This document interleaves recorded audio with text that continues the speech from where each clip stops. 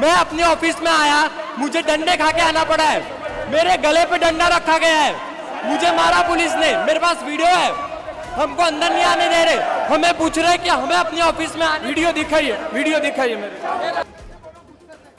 ये पुलिस वाले हमें धक्का मार रहे हैं। मेरे पिताजी जो खुद एक एमएलए कैंडिडेट है मणिनगर से, वो सीनियर सिटीजन है, उनको धक्का मारा गया, उनको गिराया गया, उनको हमारे कपड़े खींचे और हमको पुलिस रोक सके उसके लिए उन लोगों ने फीमेल कांस्टेबल्स आगे की कि हम लोग खुद अपनी नैतिकता से पीछे हो जाए।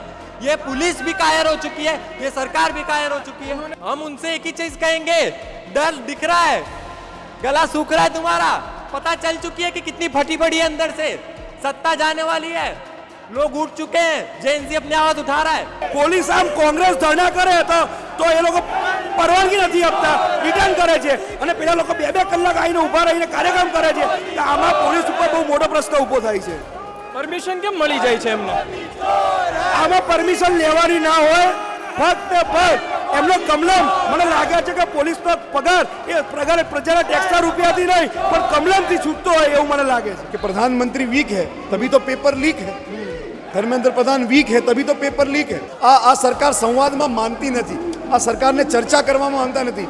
પાર્લામેન્ટમાં ચર્ચા ના થાય, વિધાનસભામાં ચર્ચા ના થાય, કોઈ દિવસ પ્રધાનમંત્રી પ્રેસ કોન્ફરન્સ ના કરે, કોઈ મુદ્દા ઉપર જવાબદેહી નથી। એટલે આ સ્થિતિમાં પોલીસ ફક્ત ને ફક્ત ગુલામ બની ગઈ છે। નમસ્કાર મિત્રો, અમદાવાદ પાલડી કોંગ્રેસ ભવન કાર્યાલયે છીએ। થોડા સમય પહેલાં અહીં ભારતીય જનતા પાર્ટીના ખૂબ મોટી માત્રામાં લોકો આવ્યા હતા, પરંતુ તેઓ પાછા જતા રહ્યા છે। આપણી સાથે કોંગ્રેસના નેતા છે, પાછળ પણ કોંગ્રેસના નેતા છે, બધા સાથે વાત કરીએ। એ જણાવો છો કે ભારતીય જનતા પાર્ટીના નેતાઓ આવ્યા હતા, પહેલાં પણ આવ્યા હતા, ત્યારે ઘર્ષણ પણ થયું હતું, આ વખતે જતા રહ્યા છે, શું કહેશો? ભારતીય જનતા પાર્ટીના નેતાઓને શરમ આવી જોઈએ। જે 22 પરિવાર ઉજળ્યા છે ને, 22 વિદ્યાર્થીઓ આત્મહત્યા કરી છે, આ આત્મહત્યા નથી, હત્યા છે। આ પેપર લીક ના થયો હોત તો 22 વિદ્યાર્થીઓ આત્મહત્યા ના કરી હોત। આમાંથી કોઈ પણ નેતા ગયો એ 22 પરિવારને મળવા, સાંત્વના આપવા માટે હોમ મિનિસ્ટર કે શિક્ષણ મંત્રી કે પ્રધાનમંત્રી ગયા, બે શબ્દ કહેવા માટે નથી। અમદાવાદનો કહાન પટેલ એણે આત્મહત્યા કરી નીટની। એટલે આ તમામ શરમ આવી જોઈએ। કોંગ્રેસ કાર્યાલય આવીને જે વિરોધ કરી રહ્યા છે, વાત અમારી એટલી જ છે, જો જવાબદાર શિક્ષણ મંત્રી છે, ધર્મેન્દ્ર પ્રધાન છે, તો રાજીનામું કેમ એનું લેવામાં નથી આવ્યું? અમે તો એ જ સૂત્રોમાં કહેતા હતા અને એ જ અમારું આંદોલન છે કે પ્રધાનમંત્રી વીક है तभी तो पेपर लीक है, ધર્મેન્દ્ર પ્રધાન વીક है तभी तो पेपर लीक है। 100થી વધારે પેપર લીક થયા છે આ સરકારમાં, તો પણ કોઈ શરમ નહીં, કોઈને કોઈ તમે સજા કરો, જે પણ જવાબદાર છે એનું રાજીનામું લો। આખું દેશ 140 કરોડ લોક દેશના જેનજી યુવાનો વિદ્યાર્થીઓ કહી રહ્યા છે કે ધર્મેન્દ્ર પ્રધાનનું રાજીનામું લેવું જોઈએ, તો કેમ ધર્મેન્દ્ર પ્રધાનનું રાજીનામું નથી લેતા? જવાબદારી તો એની બને છે। પરવાનગી કેમ મળી જાય? તમને નહીં મળતી ને ભાજપના નેતાને મળી જાય, આવી અહીંયા સુધી તો પહોંચી ગયા હતા, ત્યાં તો પરવાનગીના ઇશ્યુ આવ્યો। લોકતંત્રમાં માનનારી પાર્ટી નથી, આ ડાયલોગમાં માનનારી પાર્ટી નથી। આ જ નીટના પ્રશ્નમાં વિદ્યાર્થીઓ સાથે ડાયલોગ કર્યો હોત તો આટલી બધી જે બર્બરતા કાલે થઈ, કાલે જે રીતે વિદ્યાર્થીઓને લોહી લવાણ કરવામાં આવ્યા, વિદ્યાર્થીઓને મારવામાં આવ્યા, એ ઘટના ના ઘટી હોત। આ સરકાર સંવાદમાં માનતી નથી, આ સરકારને ચર્ચા કરવામાં માનતા નથી। પાર્લામેન્ટમાં ચર્ચા ના થાય, વિધાનસભામાં ચર્ચા ના થાય, કોઈ દિવસ પ્રધાનમંત્રી પ્રેસ કોન્ફરન્સ ના કરે, કોઈ મુદ્દા ઉપર જવાબદેહી નથી। એટલે આ સ્થિતિમાં પોલીસ ફક્ત ને ફક્ત ગુલામ બની ગઈ છે સરકારની, અને સરકાર જેટલું કરે છે એટલું જ કહેવામાં આવે છે। ધન્યવાદ। આપણે આગળ પણ જઈએ અને આપણે પણ અન્ય લોકો જે નારા લગાવી રહ્યા છે ત્યાં પણ પહોંચીએ।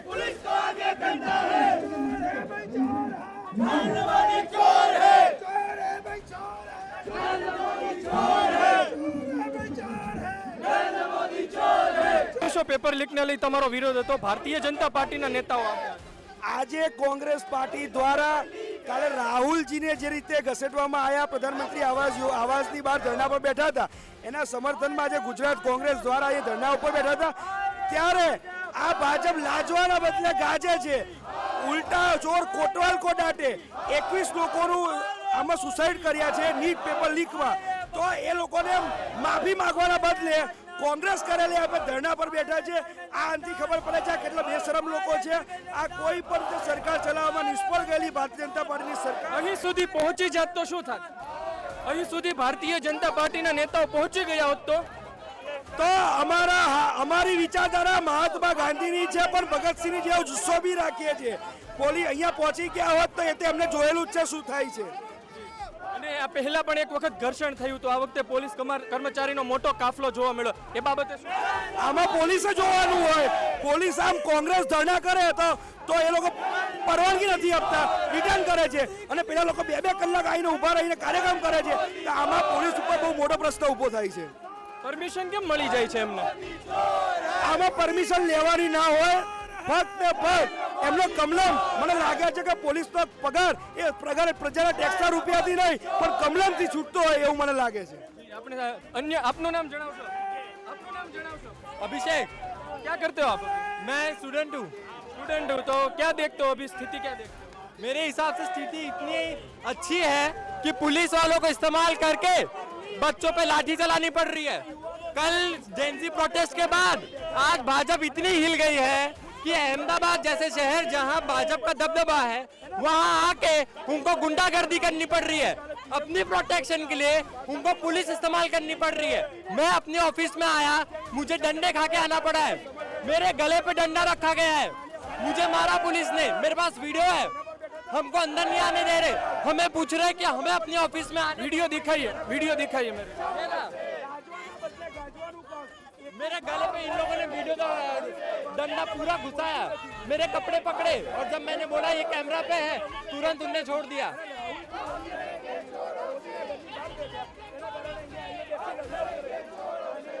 દર્શક મિત્રો એક વિડીયો છે જે બતાવી રહ્યા છે તેઓ આપણે પણ જોઈ લઈએ. તમે જોઈ શકો છો મોટા પ્રમાણમાં નારા લગાવવામાં આવી રહ્યા છે, પણ સૌથી અગત્યની વાત એ છે કે મોટું ઘર્ષણ થતાં ટળ્યું છે. કારણ કે જે પ્રકારે કહ્યું તેમ અમે ગાંધીની વિચારધારામાં માનીએ છીએ પણ ભગતસિંહ બનતા પણ સમય નહીં લાગે તે પ્રકારનું કહેવામાં આવ્યું હતું.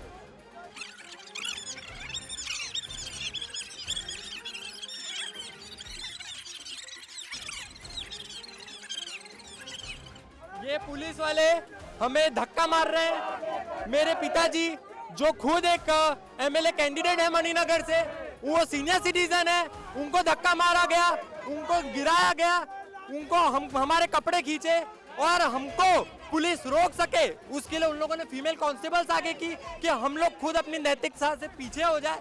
ये पुलिस भी कायर हो चुकी है, ये सरकार भी कायर हो चुकी है. उन्होंने क्यों आपको आने नहीं दिया? वो लोग डरे हुए हैं कि हम लोग यहाँ आएंगे, नारेबाजी करेंगे, अपने प्रोटेस्ट की आवाज उठाएंगे. कल जो हुआ उसकी आवाज उठाएंगे. आज आप देख सकते हैं कि इतने लोगों को रोका गया फिर भी इतनी भीड़ इकट्ठा हुई और हम एक डर वो भी हो सकता है ना कि सामने वाले पक्ष से कोई आ जाए और इधर बहस करे, ऐसा भी हो तो आप ये कह रहे हैं ऐसा कि डर भी हो सकता हाँ आपकी बात ठीक है, पर आप ये कह रहे हैं कि किसी और के डर से हम अपने घर में ना आए, हम अपनी ऑफिस ना आए. आप ये कह रहे हैं कि अगर कुछ गुंडे पुलिस वालों के ऑफिस के बाहर, उनके स्टेशन के बाहर खड़े हो जाएंगे तो पुलिस वाले अपने स्टेशन नहीं है. जाएंगे. आईडी कार्ड वगैरह रखा था अंदर आने का? इसका नहीं, कुछ नहीं. ये हमारी ऑफिस है, मैं ऑफिस बेरर हूँ. मैं जनरल सेक्रेटरी यूथ कांग्रेस का. मेरे पिताजी खुद जनरल सेक्रेटरी है, एआईसीसी के मेंबर है, वो एआईसीसी डेलीगेट है, वो अध्यक्ष रह चुके हैं. भारतीय जनता पार्टी के जो कार्यकर्ता आए थे इधर, उसको क्या कहना चाहोगे? हम उनसे एक ही चीज कहेंगे, डर दिख रहा है, गला सूख रहा है तुम्हारा. पता चल चुकी है कि कितनी फटी पड़ी है अंदर से. सत्ता जाने वाली है, लोग उठ चुके हैं, जेएनजी अपनी आवाज उठा रहा है. लोग ये सोच रहे थे कि जेएनजी इंडिया का सोया हुआ है, पर 20 तारीख को देख लिया. राहुल गांधी के साथ भी कल जो सपोर्ट मिला उनको वो भी देख लिया.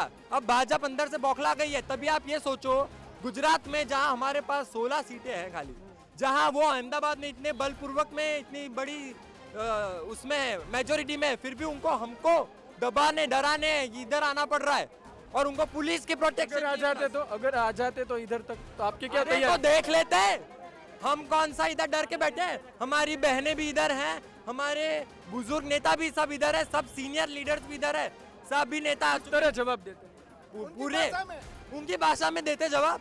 वो जो उपयोग करते वो हम उपयोग करते, वो बोलते तो हम बोलते. बाकी तो अंग्रेजों को जवाब दिया है तो ये तो क्या है? हमने तो अंग्रेजों को जवाब दिया तो ये तो क्या है? अरे हमने तो अंग्रेजों आजादी दिलाई है सर. सही बात है. तलवे चाटे, इन लोगों ने माफी मांगी अंग्रेजों है. के तलवे चाटे, हमने नहीं चाटे. इनका जो वीर सावरकर है वो अंडमान निकोबार जेल में बैठ के चिट्ठियां लिखता था और सरकार से माफी मांग रहा था, बार बार मुझे बचाओ, मेरी जान खतरे में है. क्या कहेंगे आप?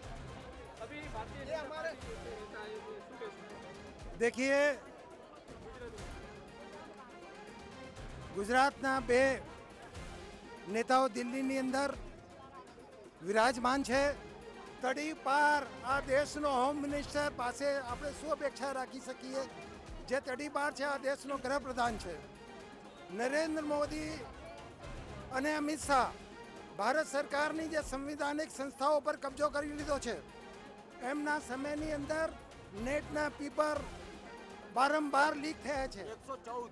163 ટાઈમ ગુજરાતની અંદર, આખા દેશની અંદર નેટના સ્ટેટ ગવર્મેન્ટના પેપરો લીક થયા છે. ભારતીય જનતા પાર્ટીના જે નેતા અહીં આવ્યા હતા કાર્યકર્તાઓ, એમને શું કહે? એ લોકોને ભગવાન સદબુદ્ધિ આપે, કેમ કે નાથુરામ ગોડસેની ઓલાદો છે. અંગ્રેજોના શાસનમાં દેશની આઝાદીની ચળવળ ચાલતી હતી ત્યારે આ લોકો અંગ્રેજોના મુખવીર હતા. આ હું નથી કહેતો, આ ઇતિહાસ કહે છે. ઇતિહાસ વાંચો, આપને ખબર પડશે.